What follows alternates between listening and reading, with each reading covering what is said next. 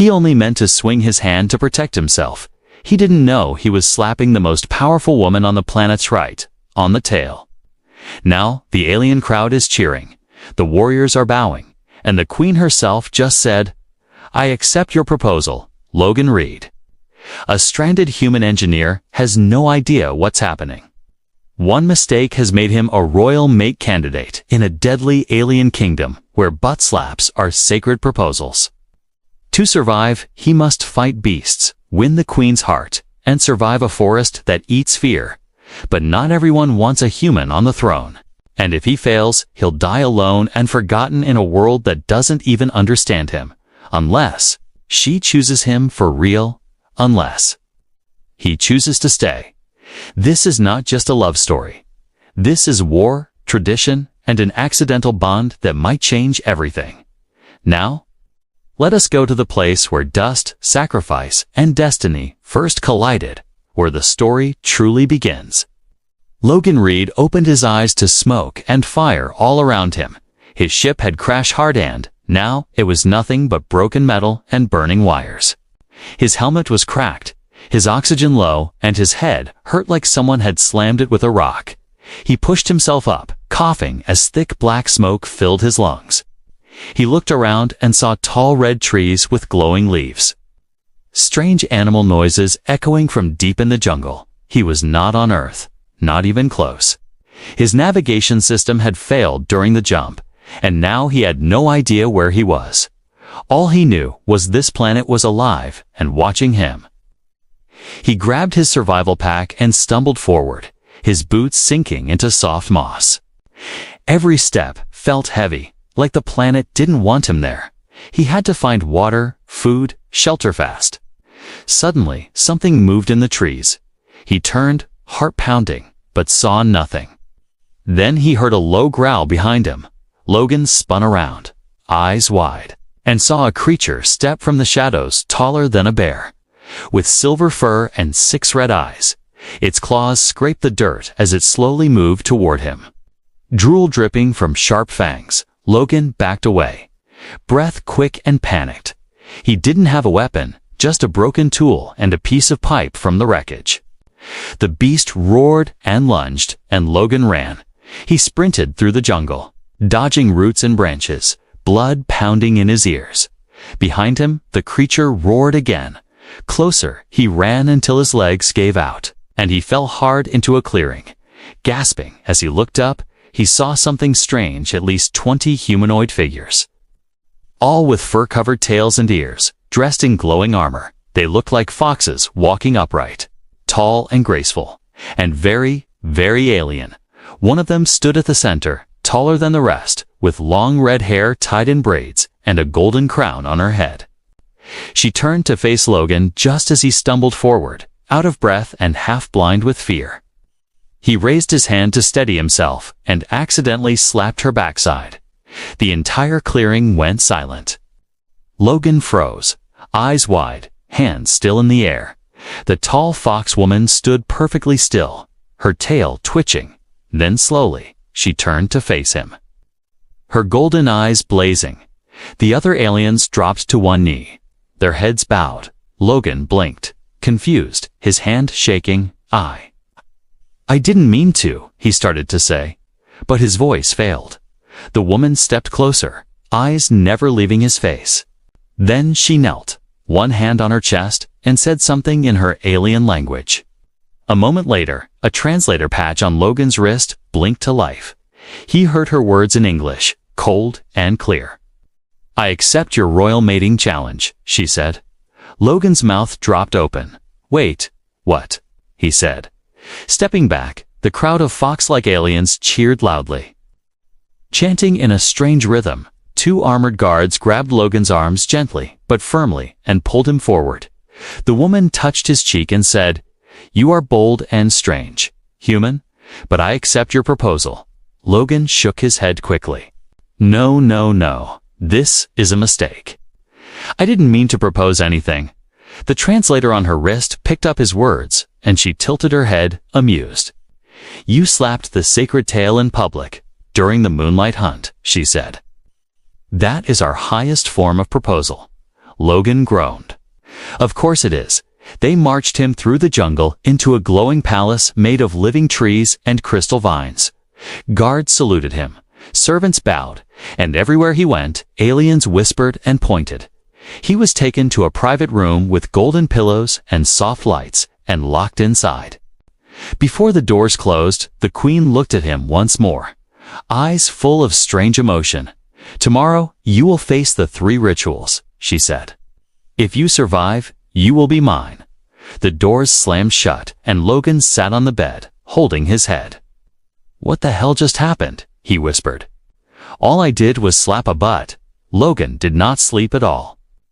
His mind kept spinning as he sat in the soft, glowing room, wondering how a simple accident had turned into a royal proposal.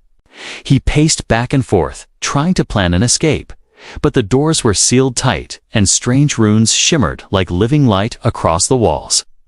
Every now and then, he heard distant drums and howling chants echoing through the palace halls, reminding him that this world was not human, and neither were its rules. At dawn, the doors opened, and 2 guards with fox ears and sharp amber eyes gestured for him to follow. Logan swallowed hard and stepped forward, his heart pounding. He expected anger, punishment, or maybe execution. But instead, he was taken into a grand chamber filled with hundreds of fox-like aliens watching him in silence. At the center stood Queen Lashara, tall and calm, her tail wrapped around her waist like a sash. Her eyes shining with something between pride and challenge. A voice boomed. Translated through his wrist patch, "Human Logan, you began a sacred bond. Now you must prove your spirit." Logan raised a hand nervously. "Can I choose not to prove anything?" he asked. The translator repeated his words, and the entire hall gasped as if he had insulted their ancestors. Queen Lashara stepped forward, her voice quiet but sharp. "If you refuse, you die. If you succeed, you live as my chosen mate." Logan muttered under his breath. Great choices. But there was no way out. The drums began again, shaking the air.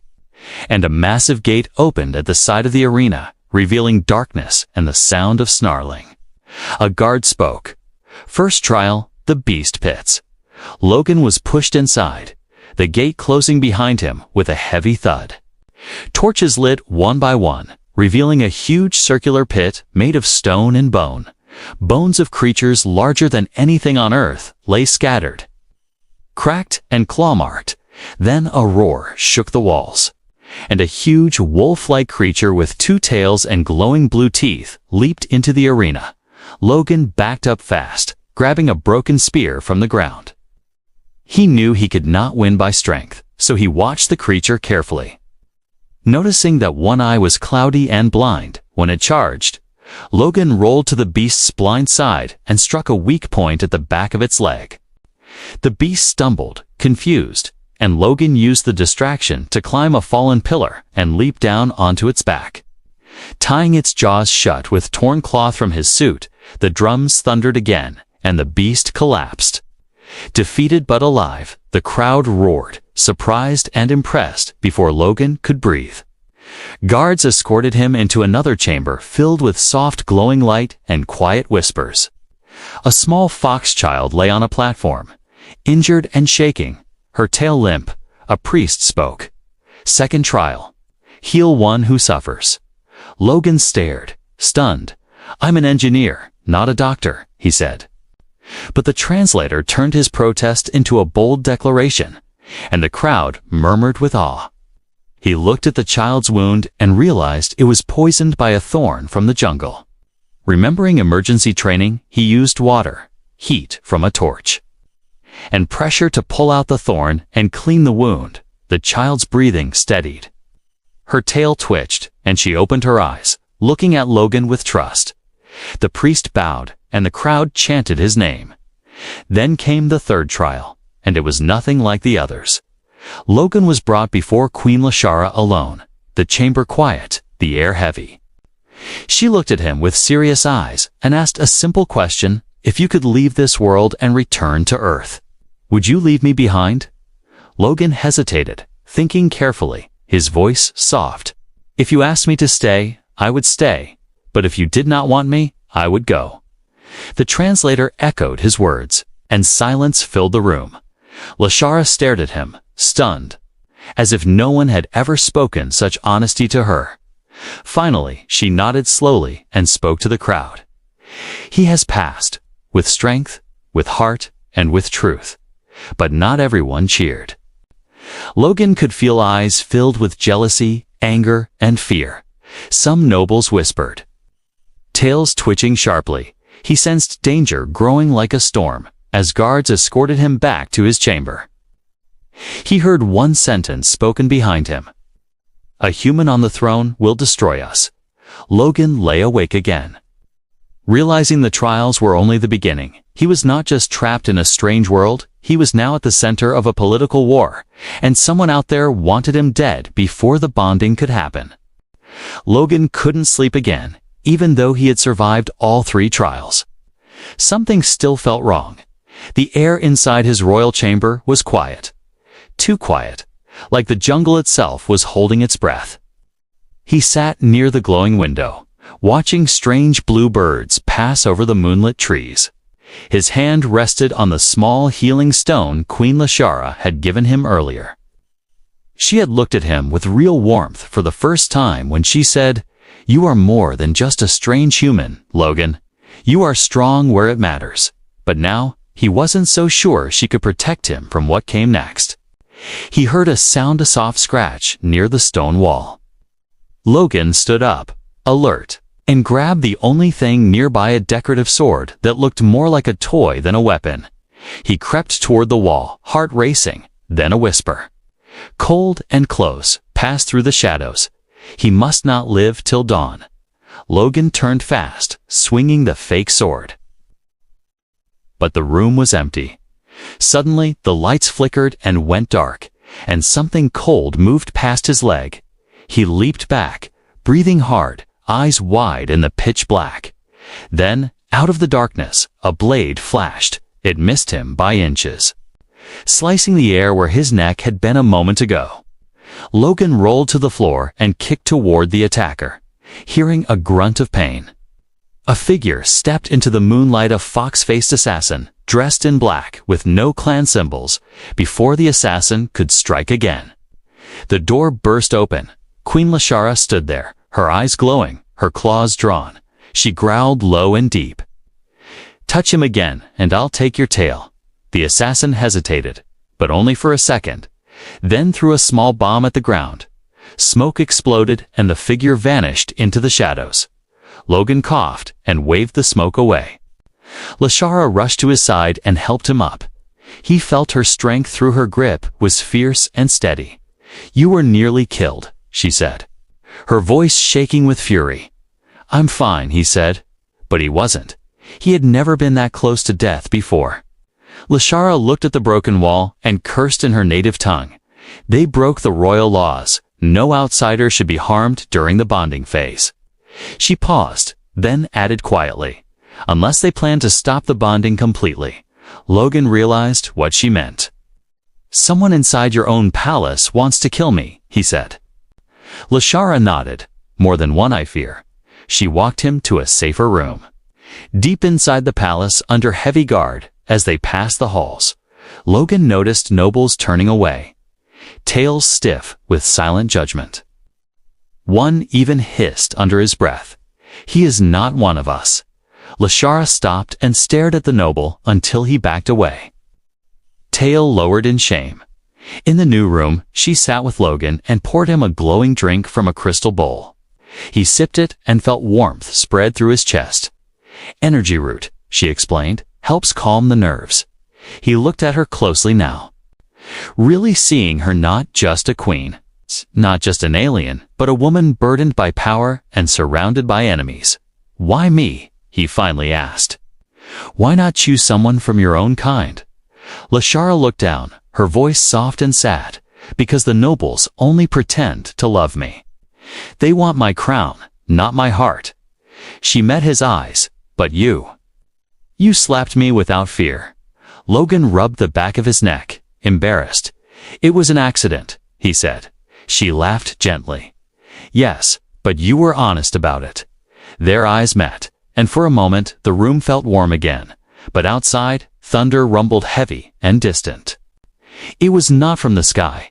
It was the sound of a war drum, beating once, then twice. Lashara stood, quickly, her tail tense. "They've called for the Council of Elders," she said. "They want to challenge the bond." Logan stood too, heart pounding again. "What happens if they reject me?" he asked. Lashara's eyes darkened. "Then I must choose give up my crown or give up you." Logan looked out the window and whispered, "Looks like someone really doesn't want me here." But deep inside, he also whispered to himself, "I'm not leaving her, not without a fight." The jungle city of Kintara glowed like a sea of stars under the twin moons. Flames danced along tall, vine-covered towers. And hundreds of fox-like aliens filled the streets in armor made of leaves, crystals, and golden chains. Drums thundered in rhythm. Tails swayed in unison, and bright powder filled the air with glowing trails. It was the festival of fire and tails, the most sacred night in the Kintari calendar, and for the first time in history, a human would stand as a mate candidate during the Queen's ritual dance. Logan stood at the edge of a massive open plaza, dressed in ceremonial robes made of silk and bone thread. His heart beat faster than the war drums. Lashara stood beside him, wrapped in flowing silver cloth with sharp crimson paint over her eyes and arms. She looked beautiful and terrifying, like a goddess of battle and love, he whispered. "I really don't know how to dance." She didn't smile, but her golden eyes flickered with fire. "You only need to follow my tail," she said. "If you slap it again, do it with meaning this time." He wasn't sure if she was joking or serious. Before he could ask, a horn blew from the center stage, and the crowd quieted.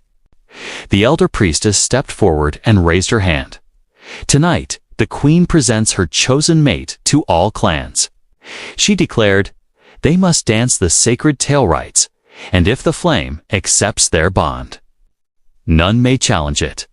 Logan took a deep breath as Lashara guided him onto the stage made of glowing stone and firelit runes. The music began a strange rhythm of drums, flutes, and tail bells. She stepped forward with grace and power, her hips swaying, tail flicking like a living ribbon. Logan followed, trying not to trip, copying her every move as best as he could. He missed a few steps, stumbled once, but the crowd stayed silent, watching with tense eyes. Then Lashara spun suddenly, and her tail brushed against his face. The moment slowed. Logan remembered her words, "Follow my tail," without thinking. He raised his hand and gave her tail a gentle but clear slap. Gasps echoed across the plaza. Silence dropped like a stone. Even the music paused. Logan froze, hands still raised, face pale. Lashara turned slowly, her eyes unreadable, her body perfectly still. He was sure he had just insulted her, broken the ceremony, and sealed his death. Then she smiled, just a little, and raised her hand to slap his shoulder in return. The music resumed with a powerful roar, and the crowd erupted into cheers. The elder priestess cried out, "The bond has been answered." Fire burst from the stage in waves of light, surrounding them like a living crown. Logan let out a breath and laughed. His knees nearly giving out, Lashara stepped closer and whispered, "That was the correct move." After the dance, Logan stood beside her as nobles came to offer congratulations. Some bowed politely, others only nodded with cold eyes. But behind the smiles, Logan could feel the tension still hanging in the air like smoke. Not everyone had accepted the bond, even if the flames had. One noble, General Corin, stepped forward with a bitter smile. "Let the human enjoy the fire, but can he handle the cold?" he said. Lashara narrowed her eyes. "Explain yourself." Corin raised a ceremonial scroll and unrolled it. By ancient law, the chosen mate must face one final test before full union. He said he must survive the ghost forest alone for 3 nights. The crowd murmured, surprised. Lashara hissed, "That law hasn't been used in 300 years, Corin replied calmly. "It is still valid." Logan looked between them, then stepped forward. "I'll do it," he said, surprising everyone, even himself. Lashara turned to him. Voice sharp. "It's a death trap." "Logan," he met her eyes. "So was your palace, remember?" Corin smirked, then bowed. "The human accepts." Guards stepped forward and handed Logan a small pack and a tribal spear. Lashara moved closer and pressed something into his hand, a small stone, with her sigil glowing faintly. "If you're dying, crush this," she whispered. "It will calm me." He nodded, unable to speak, then walked toward the dark forest on the other side of the city as he disappeared into the trees. Lashara whispered to herself, "You better come back to slap my tail again." The ghost forest was nothing like Logan expected. There were no sounds, no birds, no wind. Only silence thick enough to make his ears ring. The trees were massive, black as coal, and twisted like frozen flames. Each step he took made the soft, ash-like ground crunch under his boots. The air smelled like old metal and something bitter, like burned memories. He had spent one night already in this haunted place, and now the second night was falling fast. He had no fire, no food left, and his body ached from scratches and cold. But the worst part wasn't hunger or pain, was the whispers. They started on the first night. Soft voices in the dark, calling his name in perfect English. "Logan," they said. "Why are you still here?" At first, he thought he was just tired or hallucinating, but the voices knew things they shouldn't. They talked about Earth, his childhood, even the face of his mother, who died years ago. "You never belonged anywhere," one voice hissed. "Not on Earth, not here." Logan pressed his back against a tree and closed his eyes. He tried to focus on Lashara's face, her golden eyes, her strength, her laugh. He touched the glowing stone in his pocket, the one she gave him. It pulsed faintly, as if her heartbeat lived inside it. He could crush it and end this nightmare. She would come, but part of him wanted to prove he didn't need saving, not yet. That's when the forest changed. The shadows moved like liquid smoke, curling into a shape tall, broad, and breathing. A creature stepped into view, 10 feet tall, made of mist and bone, with 4 glowing eyes stacked vertically. It had no mouth, but its voice slid directly into his mind. "You are not Kentari," it said. "You are not worthy." Logan raised his spear, his hands shaking. The beast didn't charge, didn't roar, just stared with eyes that felt like fire and ice at once. Then it showed him things, visions. Fast and sharp, Lashara bleeding, the palace in flames, Earth rejecting him. He dropped to one knee, gasping. "No," he whispered. "This isn't real." But the beast stepped closer, and the ground cracked under its feet. It roared not with sound, but with emotion, pure fear and despair. Logan screamed and ran blindly through the trees. He stumbled into a clearing lit by the strange moons, fell hard, and didn't get up. His breath came in broken gasps, tears on his face. He pulled out the glowing stone and stared at it, his hand trembling. One crush, and he would be safe. One signal, and she would come for him, like she always did. But then he remembered something she told him before the trials. "I will protect you, Logan, but I will never carry you." He closed his hand around the stone, but didn't crush it. Instead, he forced himself to stand. The whispers returned, louder now, but he shouted over them. "Shut up," he said. "I'm not here to impress you." He lifted the spear, bent a branch into a trap trigger, and started building. Not to escape, but to fight when the ghost beast returned. It didn't expect resistance. Logan had dug a pit and covered it with leaves and bark. He baited it with his torn robe and stood still as stone. When the beast lunged, the ground gave way and it fell with a thunderous crack. Logan leaped forward, driving his spear into the beast's chest of mist and bone. It screamed not in pain, but in surprise. The shadows burst into smoke, and light filled the forest again. For the first time in 2 nights, he heard wind. He heard the forest breathe again, live and awake, and above the trees, the horns of Kentara sounded. A team of guards arrived in shining armor, with Queen Lashara at the front. She ran to him, eyes wide, and embraced him before saying a word. "You didn't crush the stone," she whispered. He smiled, barely standing, didn't need to. She looked at the ruined clearing. Then back at him with something new in her eyes. Not just respect, not just affections, something deeper. "You didn't just survive the ghost forest," she said. "You woke it up." Logan leaned on her shoulder and whispered, "Now can we leave before it changes its mind?" The sun rose over the jungle palace, golden lights shining through the glass-leaf towers and casting a warm glow across the courtyard. Today was the day, the final ceremony, the moment Logan would be officially bonded to Queen Lashara as her mate prince. After surviving the ghost forest, defeating the shadow beast, and earning the respect of many clans, he thought he'd finally found peace. But in the back of his mind, something still itched like a wound not yet healed.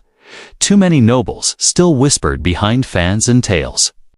Too many eyes looked at him like a problem, not a partner. He stood on the sacred platform, dressed in full ceremonial armor crafted by Lashara's royal smiths.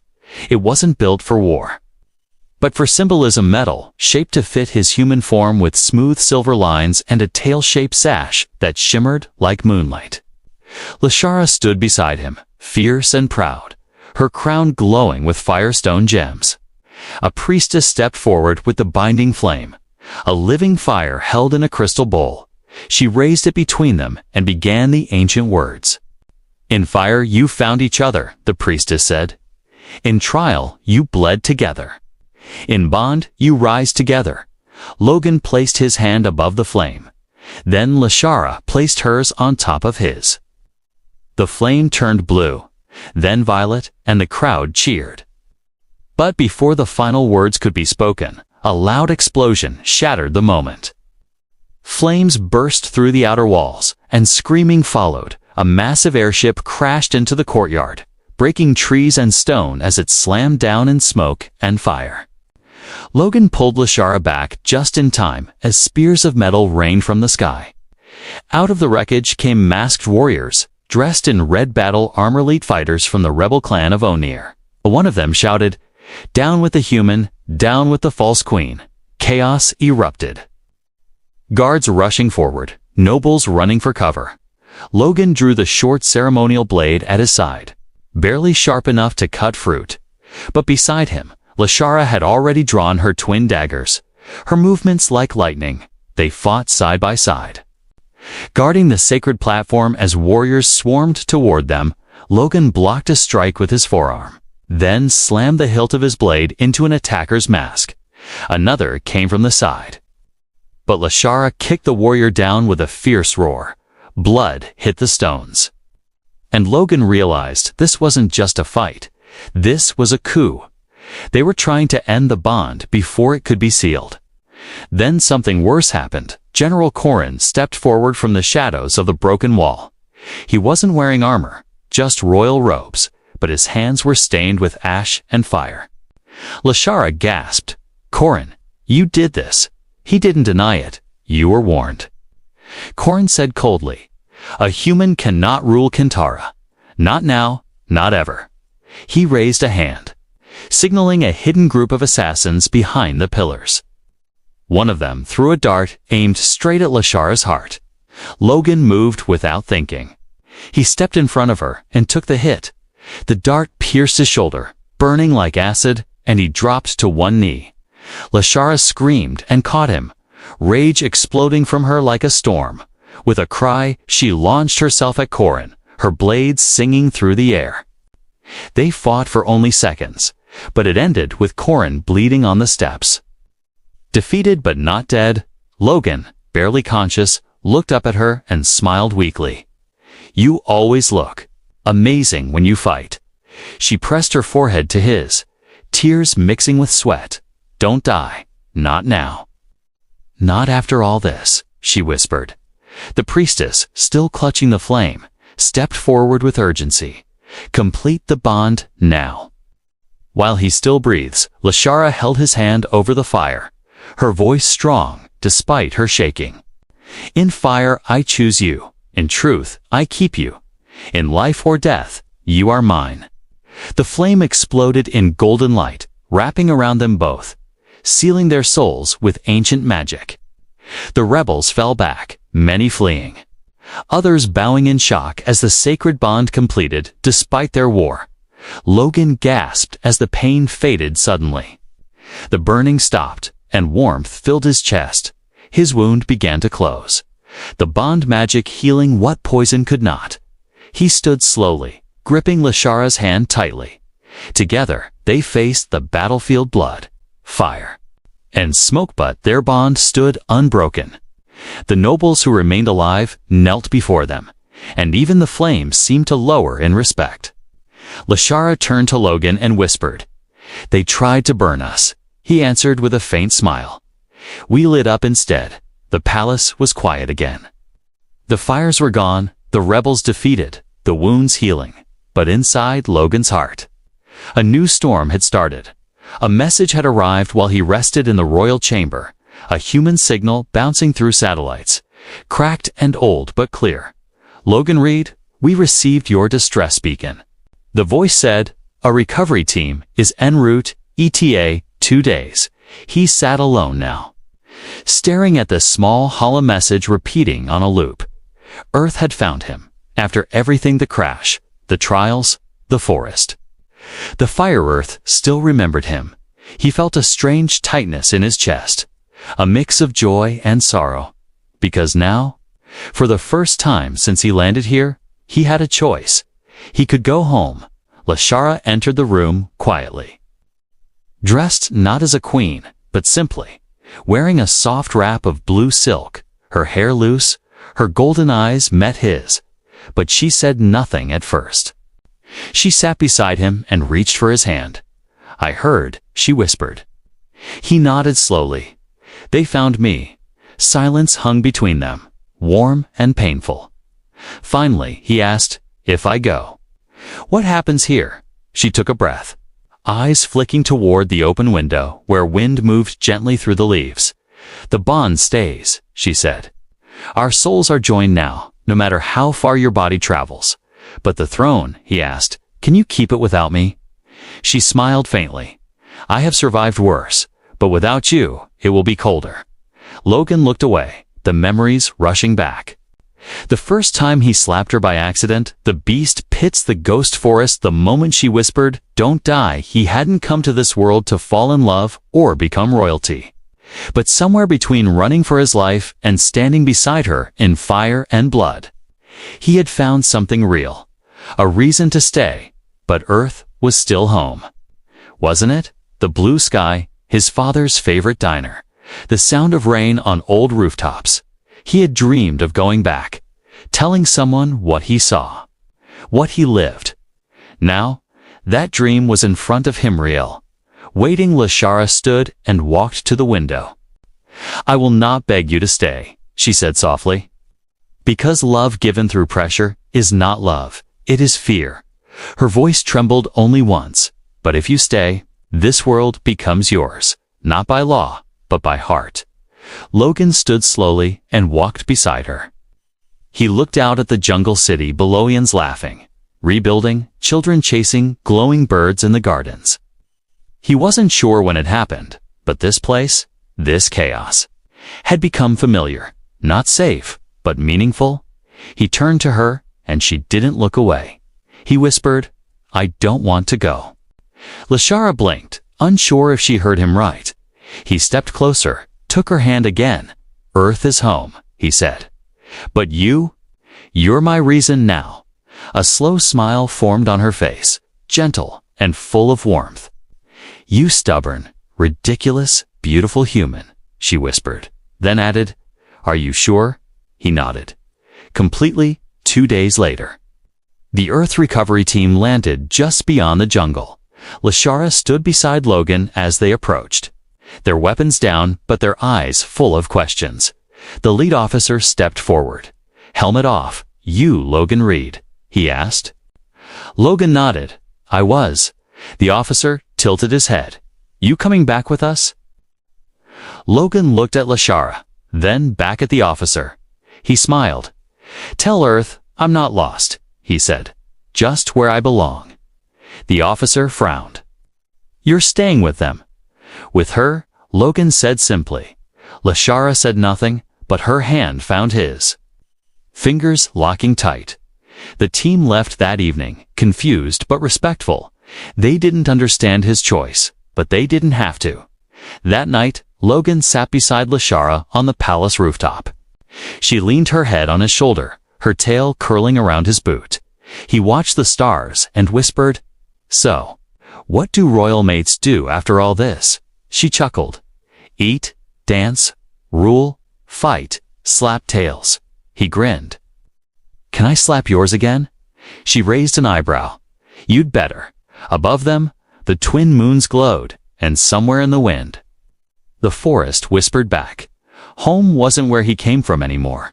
Home was who he chose to stay with.